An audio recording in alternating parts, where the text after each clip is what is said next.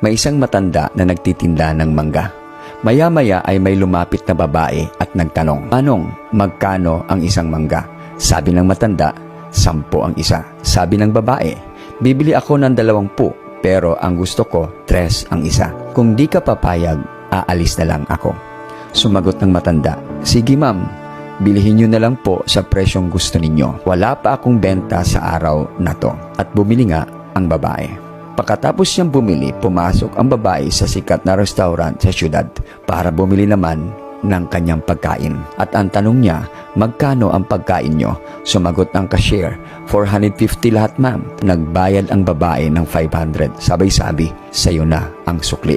Itong istoryang ito ay normal lang sa mga taong may pera. Pero napaka-unfair naman sa parte ng matanda na nagtitinda. Bakit may ilan sa atin na nagdadamot sa mga taong kailangan ng tulong natin? Pero mapagbigay naman tayo sa mga taong hindi naman kailangan ng tulong. Mga kaibigan, gamitin mo yung pera mo para maayos ang ugali mo. Huwag mong ipakita ang ugali mo para lalong dumami ang pera mo.